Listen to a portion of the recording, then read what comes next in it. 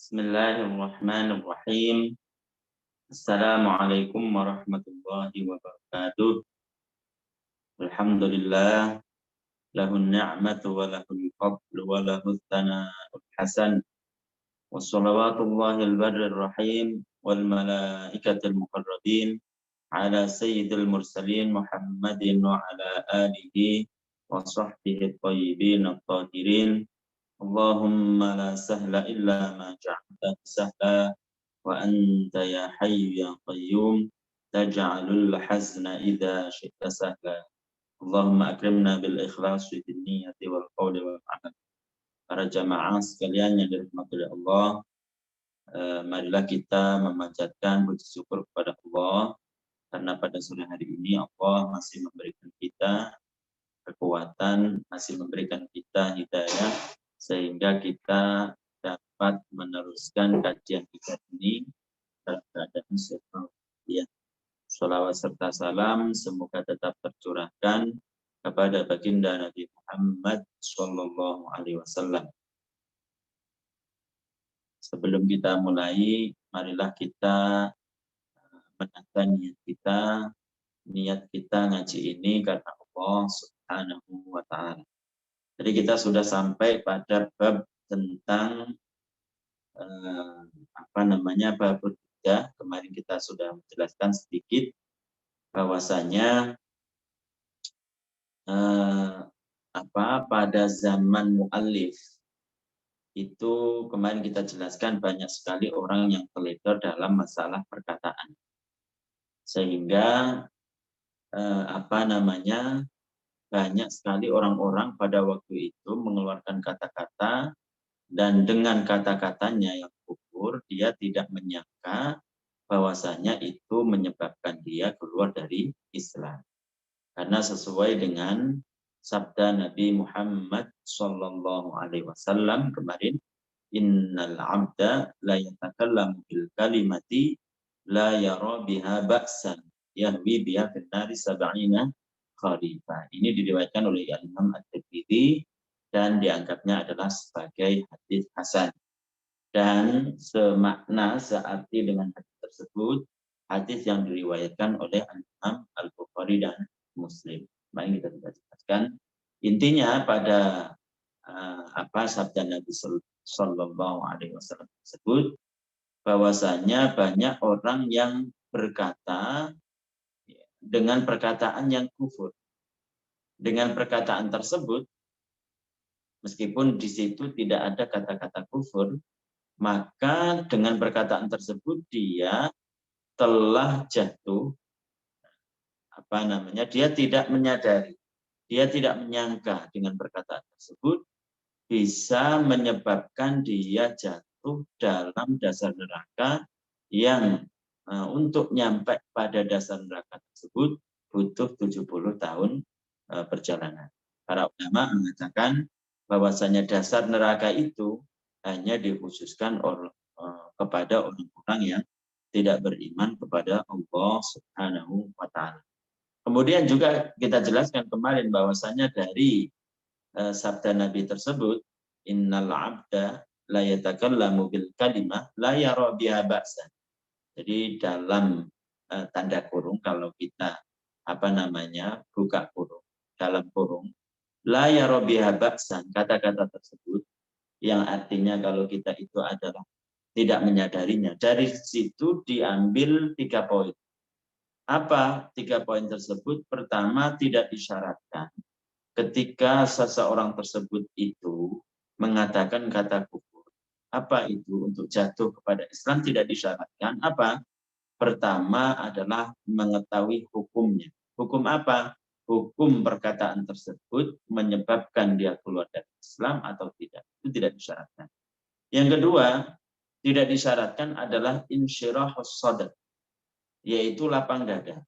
Baik ketika mengucapkan kata-kata tersebut itu dalam keadaan senang, dalam keadaan sakit, dalam keadaan sehat, dalam keadaan berbahagia atau tidak, disengaja paham maknanya, maka bisa orang tersebut keluar dari Islam.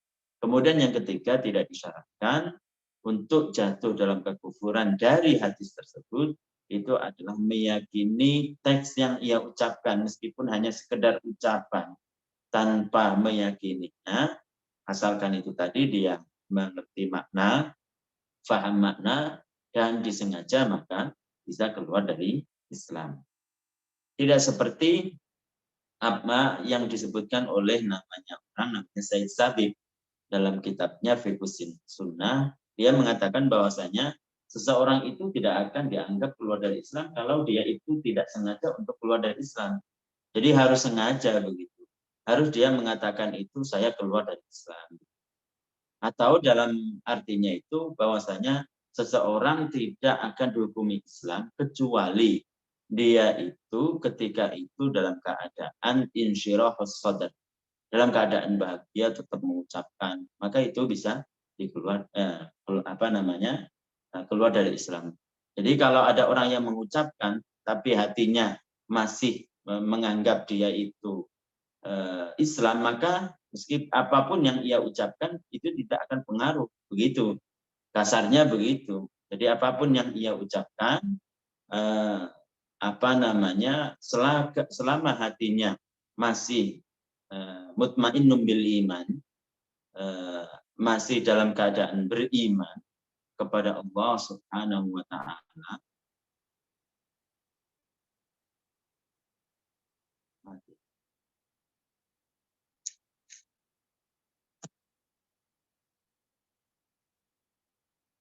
Jadi kata dia, jadi kalau ada seseorang mengucapkan kata-kata apa saja, kata kekufuran, itu tidak akan berakibat kepadanya, apapun itu. Kata dia begitu, selama hatinya itu masih tertaut pada Islam.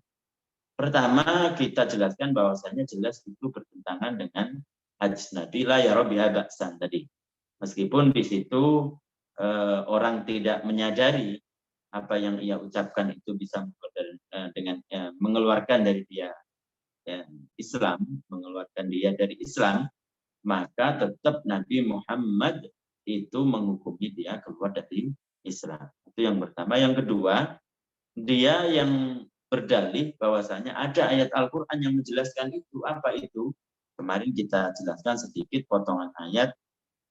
Allah Subhanahu wa taala katanya berfirman, "Man kafara billahi min ba'di imanihi illa man ukriha wa qalbuhu mutmainnun bil iman, walakin man syaraha bil kufri sadran fa 'alaihim ghadabun minallah." Man kafara billahi min ba'di imanihi, orang yang kufur keluar dari Islam setelah dia beriman. Illa man ukriha wa qalbuhu mutmainnun bil iman. Kecuali orang yang dipaksa kemudian hatinya tidak rela terhadap apa yang ia ucapkan karena dipaksa untuk dibunuh tersebut. Fa alaihim ghadabun minallah. Illa man ukriha wa qalbuhu mutmainnun bil iman fa alaihim ghadabun minallah.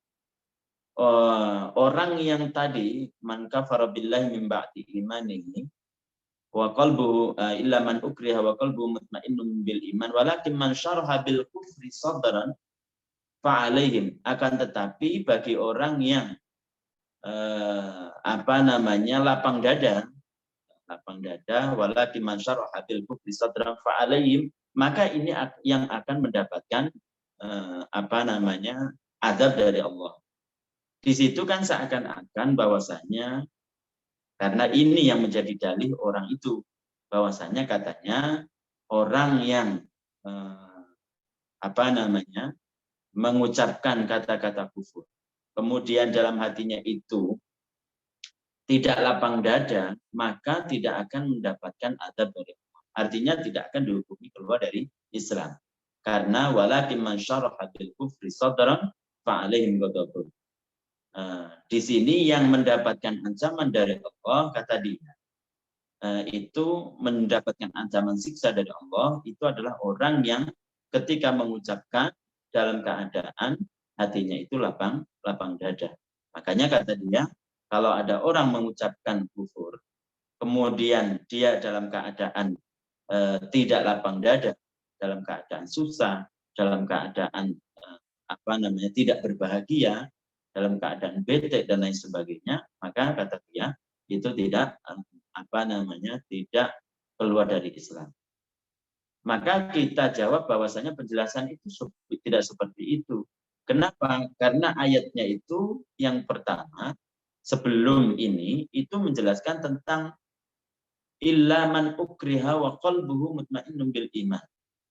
Kecuali orang yang diikrah, kecuali orang yang dipaksa untuk dibunuh. Dan dia yakin bahwasanya paksaan itu akan dilaksanakan dia. Maka orang yang mengucapkan kata-kata kufur, kemudian hatinya itu tidak rela terhadap apa yang ia ucapkan, tidak terima terhadap apa yang ia ucapkan karena dipaksa. Yang namanya hati kan tidak ada yang bisa memaksa. Yang bisa memaksa itu adalah mulut, kan begitu. Maka orang tersebut itu dihukumi dalam keadaan masih muslim, meskipun dia mengucapkan kata kufur karena dipaksa untuk dibunuh. Itu maksudnya begitu. Jadi ayat tersebut menjelaskan tentang kedudukan orang yang dipaksa untuk dibunuh untuk mengucapkan kata-kata kufur. Begitu. Dengan syarat hatinya itu tidak terima terhadap apa yang dia ucapkan. Tapi kalau meskipun dia dipaksa untuk mengucapkan kata-kata kufur, tapi hatinya tersebut itu rela terhadap apa yang dia ucapkan, ya tentu dia itu tetap dihukumi keluar dari Islam. Begitu para jamaah sekalian. Itu karena berdasarkan juga dengan hadis yang menceritakan tentang Ammar bin Yasir. Kemarin kita jelaskan Ammar bin Yasir, keluarganya itu diancam, dan ketika giliran dia diancam dengan dibunuh dan memang benar-benar dilaksanakan pembunuhan tersebut, nyatanya orang tuanya itu juga dibunuh. Giliran dia mengucapkan, kemudian diajukan kepada Nabi, tapi hatinya tadi itu tidak rela terhadap apa yang ia ucapkan. Akhirnya apa? Akhirnya dia itu lapor kepada Nabi. Kata Nabi apa? Apakah ketika kamu dipaksa itu kamu rela hati kamu dengan apa yang kamu ucapkan? Kata Ammar bin Yasir, lah, tidak. Apa jawab Nabi? Fa'in adu fa'ud. Apabila mereka mengulangi, maka kamu juga bisa mengulangi. Begitu. Asalkan dia dipaksa untuk dibunuh dan memang benar-benar dilaksanakan pembunuhan tersebut, dan dia tidak terima terhadap apa yang ia ucapkan. Hatinya tidak terima. Gitu. Kemudian wakadzalika, dan begitu juga la yustaratu, tidak disyaratkan fil wuqu'i, untuk jatuh, fil kufri, dalam kekufuran, apa? Adamul ghadabi, tidak dalam keadaan marah. Kama asyara, seperti yang telah diberikan isyarat, ditunjukkan ila dzalika, terhadap hal tersebut. Siapa yang menunjukkan? Al-Hafidh An-Nawawi, Syarafuddin An-Nawawi, haitsu qala, ketika dia berkata, lau ghadiba, seandainya rajulun, seseorang, ala waladihi, atas anaknya, au gulamihi, atau pembantunya, ay abdihi, maksudnya hambanya atau pembantunya. Fadharabahu, kemudian dia memukulnya, dharban syadidan, pukulan yang teramat sangat. Faqala lahu, kemudian ada orang lain lewat mengatakan kepada dia, rajulun, seorang laki-laki, kaifa tadribu waladaka, bagaimana kamu bisa memukul anak kamu, au gulamaka, atau hamba saya kamu, hadza dharbal mubarrih, pukulan ini yang menyakitkan, al-muharramah, yang diharamkan, alasta musliman, bukankah kamu seorang muslim? Kemudian karena dalam keadaan marah dia mengatakan, faqala, kemudian dia menjawab, la, tidak, lastu musliman, bukan muslim, dalam keadaan marah. Makanya marah itu kan harus dijauhi para ulama. Itu adalah sumber bencana. Nabi Shallallahu Alaihi Wasallam pernah diminta untuk berwasiat kepada para sahabat. Apa kata Nabi? La taghdab, jangan marah. Karena Nabi tahu akibat dari marah itu biasanya orang tidak terkontrol, terutama bagi orang yang tidak belajar ilmu agama atau belajar ilmu agama tapi tidak menerapkan. Ucapan yang ia keluarkan itu kadang tidak terkontrol. Makanya biasanya sumber bencana itu dari mulut dalam keadaan tidak terkontrol dalam keadaan marah. Makanya marah itu kata para ulama tidak uzur, tidak menjadikan alasan. Nah, saya kan dalam keadaan marah tadi mengucapkan tidak menjadi alasan. Tetap kalau dia mengucapkan dengan sengaja, paham maknanya, maka dia tetap jatuh dalam kekufuran meskipun dia dalam keadaan marah. Jika saja perkara yang furu itu seperti fikih, seperti umpamanya nikah, rujuk, kemudian tolak. Seperti tolak lah. Tolak itu dilakukan dalam keadaan marah, maka itu terjadi. Tidak menjadi alasan, oh tadi kan saya mentalak istri saya dalam keadaan marah, berarti tidak terjadi. Enggak, tetap tetap dianggap terjadi. Nabi Shallallahu Alaihi Wasallam bersabda, "Salasun jidduhunna jiddun wa hazluhunna jiddun." Ada 3 yang kalau seriusnya dianggap serius, artinya terjadi, dan berguraunya itu juga dianggap terjadi. Apa? Nikahu wa talaqu war ruj'a. Tolak, rujuk, dan nikah. Nikah, tolak, dan rujuk. Jika perkara yang furu, cabang ini, marah itu bukan jadi alasan, lebih-lebih perkara yang usul, yaitu tentang keyakinan. Tentu ketika orang mengucapkan kata-kata kufur, meskipun itu dalam keadaan marah, maka itu bukan jadi alasan. Begitu. Katanya lastu musliman muta'ammidan. Sengaja aila ala wajhi sabqil lisan, bukan atas salah ucap. Kafaroh, maka dia keluar dari Islam, li'annahu, karena dia qala mengatakan dzalikal kalama, ucapan tersebut al-kufriyah, yang kufur, bi iradatihi, dengan kemauannya, keinginannya, kesengajaannya. Qala ghairuhu, yang mengatakan siapa? Apa Al-Imam An-Nawawi saja dari kalangan Syafi'i? Yang tidak. Qala ghairuhu ghairun Nawawi, selain Imam Nawawi juga ada yang mengatakan begitu, minal ulama, dari para ulama, min hanafiyatin, dari mazhab Hanafi, wa ghairihim, dan selainnya, selain Hanafiyah, selain Syafi'iyah. Jadi ini adalah memang para ulama mengatakan seperti itu. Ketika seseorang mengucapkan kata-kata kufur, sedangkan dia dalam keadaan marah, itu bukan menjadi uzur. Itu bukan menjadi alasan. Jika ketika ia mengucapkan memang dalam keadaan disengaja, muta'ammidan, ini penting. Karena kalau nanti dalam keadaan tidak disengaja, salah ucap begitu, tidak pengaruh terhadap keimanannya. Dia ingin ngomong A, ternyata dia ngomong B. Jadi ala wajhi sabqil lisan. Dia salah ucap begitu. Inginnya mengucapkan B, yang keluar A. Itu. Maka tidak pengaruh terhadap keimanan. Kita teruskan wal riddatu, kita akan membahas pembagian dari riddah.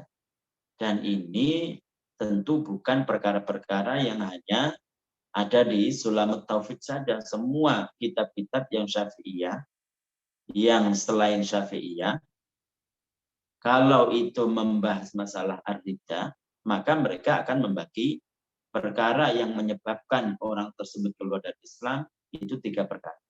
Kenapa? Karena memang itu disebutkan dalam Al-Quran. Kita kan sumber hukumnya dari Al-Quran.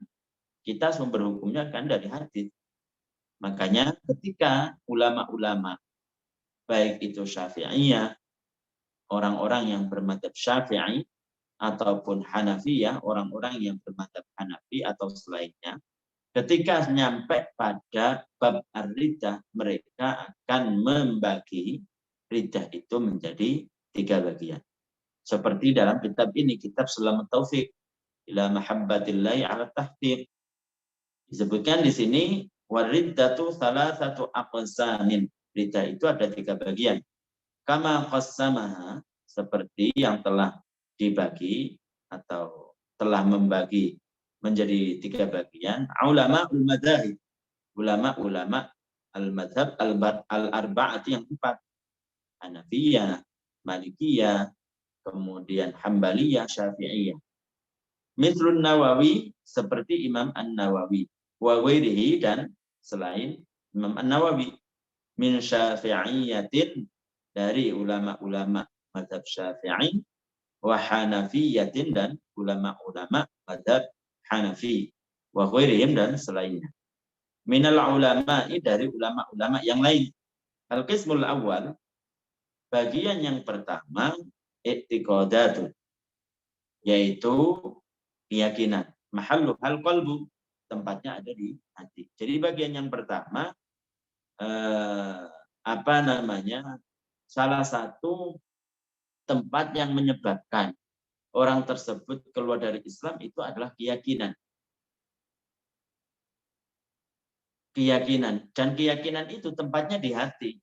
Yang berarti kalau di hati, yang tahu itu adalah dia dengan Allah Subhanahu wa ta'ala. Karena berdasarkan firman Allah Subhanahu wa ta'ala, innamal mu'minuna alladzina amanu billahi wa rasulihi thumma lam yartab. Innamal mu'minuna alladzina amanu billahi wa rasulihi thumma lam yartab. Orang-orang yang beriman kepada Allah dan Rasulnya kemudian tidak ada ragu. Artinya kalau ada ragu, maka dia itu tidak beriman kepada Allah. Ragu tentang Allah.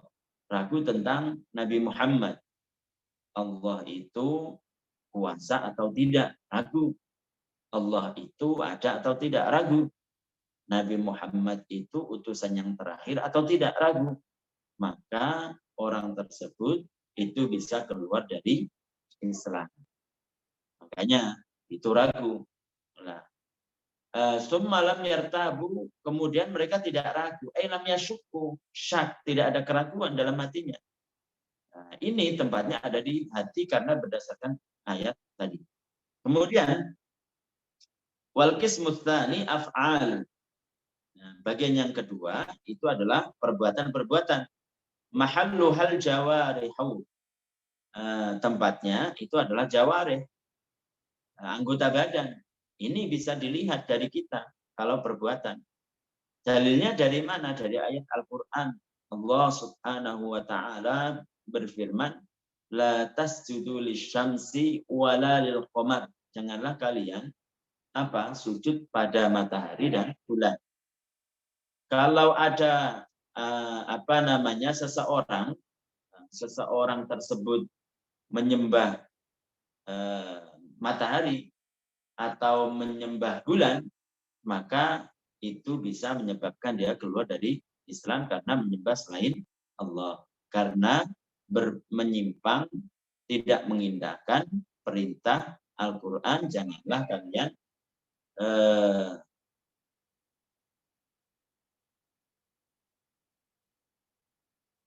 kalian menyembah matahari dan bulan.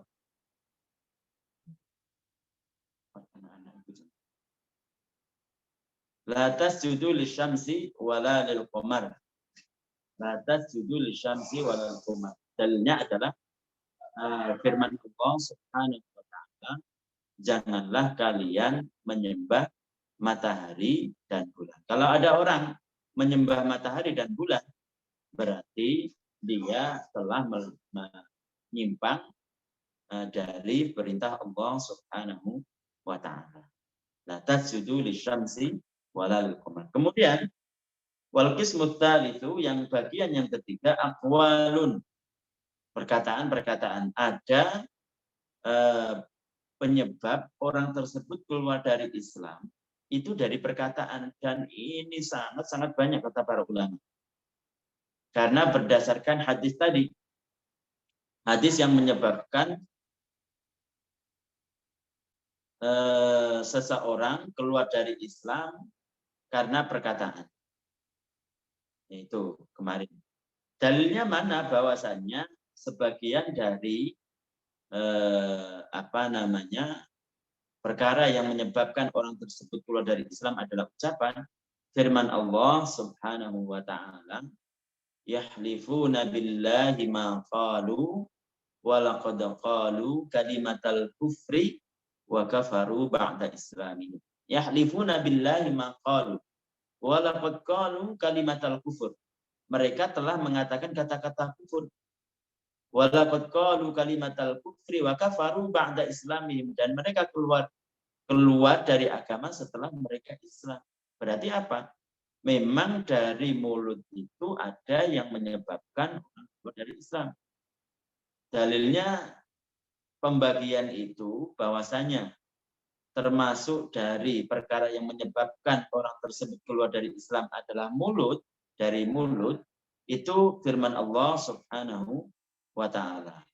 Kemudian dalil bahwasanya banyak sekali orang-orang yang keluar dari Islam itu melalui jalur mulut, itu hadis Nabi Shallallahu Alaihi Wasallam kemarin, innal abdala yatakallam bil kalimah la yara biha ba'sa. Kemudian juga hadis Nabi Shallallahu Alaihi Wasallam, aktsaru khotoya ibni adama min lisani. Jadi kebanyakan salah dari manusia itu dari lisannya. Kebanyakan dari ucapannya. Itu memang kenyataan. Kalau kita lihat di luar-luar, itu orang ngeri ketika kita mendengar, ketika kita di kereta, ketika kita di bis, ketika kita di warung, ketika kita itu ada di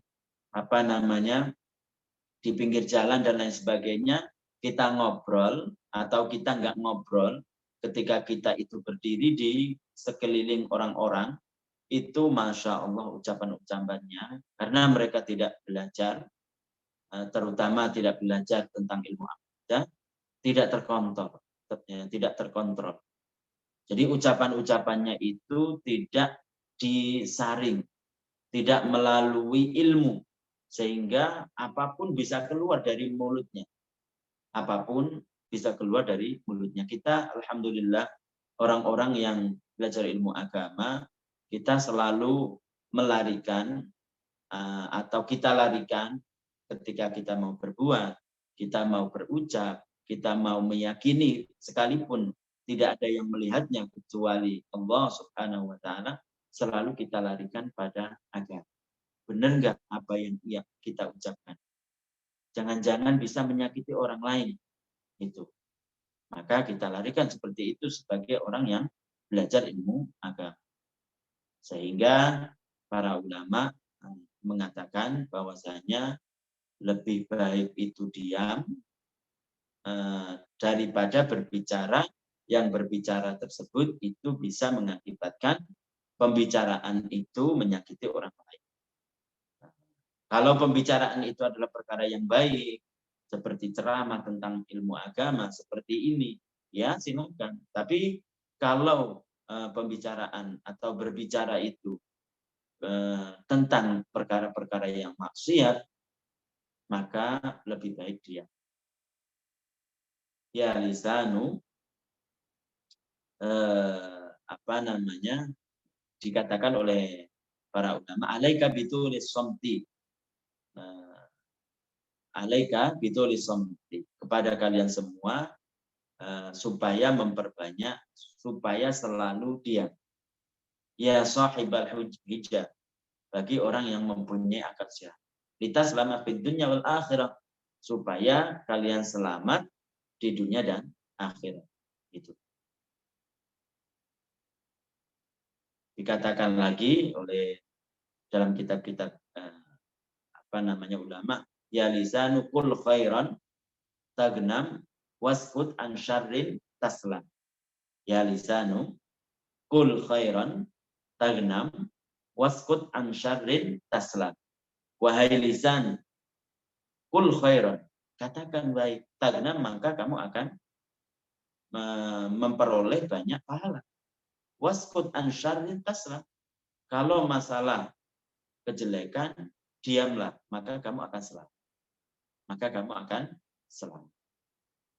Para jamaah sekalian yang dirahmati oleh Allah Subhanahu wa Ta'ala, jadi hendaklah kita sebagai pelajar ilmu agama itu harus ada pembeda. Beda antara kita dengan orang yang tidak belajar. Malah kita harus memberikan contoh. Jangan sampai ucapan-ucapan, perbuatan-perbuatan kita itu menjadikan orang lain menganggap bahwasanya kita tidak ada bedanya. Oh, itu meskipun belajar ini kok ucapannya menyakitkannya, umpamanya. Jangan sampai begitu. Jadi kita harus larikan ucapan-ucapan yang kita ucapkan, perbuatan-perbuatan yang kita perbuat, umpamanya mau berbuat, atau keyakinan-keyakinan, itu dilarikan atau diukur dengan ilmu agama. Benar enggak? Jangan-jangan dengan ucapan tersebut bisa menyebabkan orang keluar dari Islam. Paling tidak, jangan-jangan dengan ucapan tersebut itu bisa menyakiti, kan begitu. Kalau orang yang belajar ilmu agama. Kemudian di sini menjelaskan wa kullu qismin minal aqsami ats-tsalatsati yatasha'abu ay yatafarra'u syu'aban ay furu'an katsira jiddan. Setiap masing-masing dari pembagian tadi, yang dari perbuatan, dari ucapan, dari keyakinan, itu banyak permasalahan-permasalahan, banyak cabangnya, banyak contoh-contoh. Itu banyak sekali. Dan kata para ulama di sini, itu tidak disyaratkan untuk jatuh dalam kekufuran. Itu harus kumpul satu dengan yang lain. Jadi hanya terjadi kepada seseorang satu di antara tiga bagian ini, dengan apa yang kita jelaskan tadi, maka dia keluar dari Islam. Jadi ketika orang mengatakan kekufuran, itu tidak disyaratkan ketika dia jatuh kufur harus disertai dengan keyakinan, enggak. Sekedar hanya dia mengucapkan saja tanpa diyakini seperti yang kita ucapkan tadi, karena yang kita jelaskan tadi, termasuk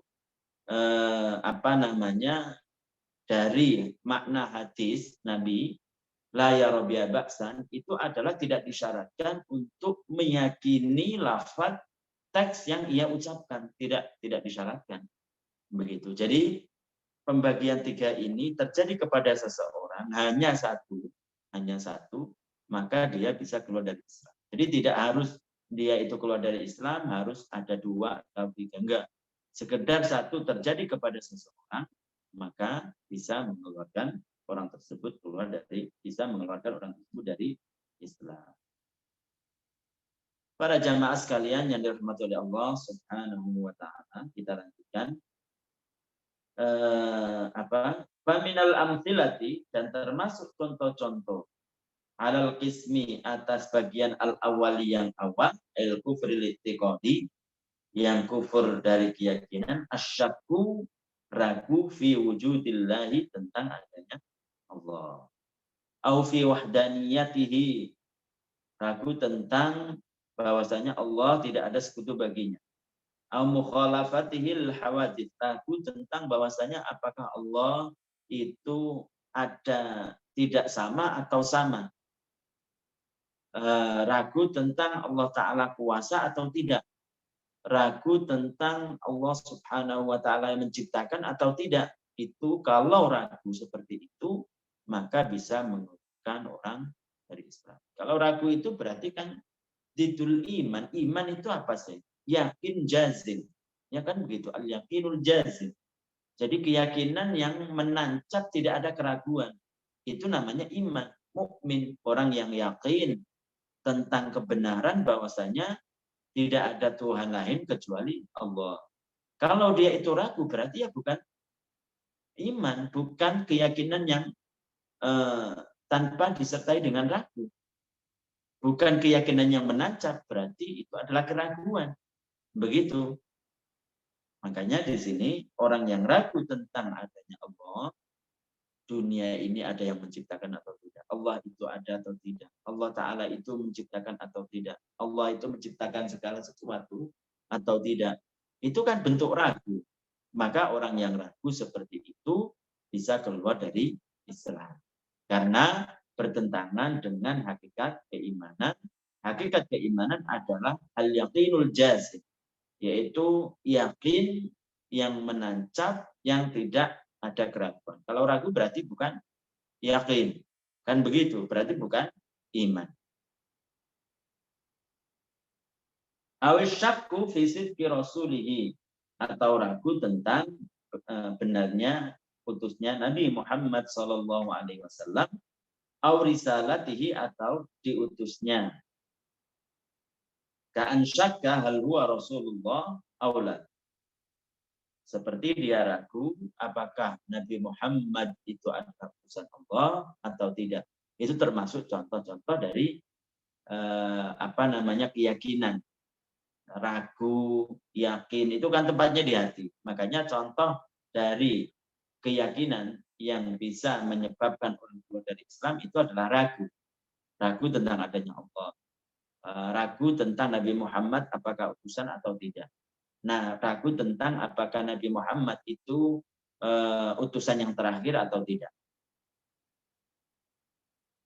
Al-syakku fil Quran, atau ragu tentang adanya Al-Quran. Hal huwa min indillah atau min indi Muhammadin. Atau dia ragu tentang bahwasannya apakah Quran itu dari Allah atau dari Muhammad. Ini buatan Muhammad atau itu dari Allah Subhanahu wa ta'ala. Ragu dia. Kalau kita meyakini bahwasanya Al-Quran itu dari Allah Subhanahu wa ta'ala. Wa ma yantiqu 'anil hawa in huwa illa wahyu yuha. Jadi Nabi Muhammad tidak akan berucap tentang Al-Quran kecuali itu dari wahyu dari Allah. Jadi semuanya dari Allah Subhanahu wa ta'ala. Jadi ragu bahwasanya Al-Quran itu apakah dari Allah atau dari Muhammad, ini bikinan Nabi atau ini dari Allah, maka bisa menyebabkan orang tersebut keluar dari Islam. Para jamaah sekalian yang dirahmati Allah, mungkin itu saja untuk sore hari ini tentang kajian kita. Semoga kita orang-orang yang selalu diberikan kesehatan oleh Allah Subhanahu wa ta'ala, sehingga kita terus istiqomah dalam kajian kita, meskipun dalam keadaan apapun, selalu ditanamkan kepada kita mengaji ridho karena Allah, mengharapkan pahala Allah, sehingga ini menjadi ladang bagi kita di hari kiamat nanti, di kuburan nanti. Amin amin ya rabbal alamin. Saya akhiri, wassalamualaikum warahmatullahi wabarakatuh. Mungkin ada yang mau bertanya, silakan, tentang kaitan dari pelajaran-pelajaran yang kita pelajari tadi.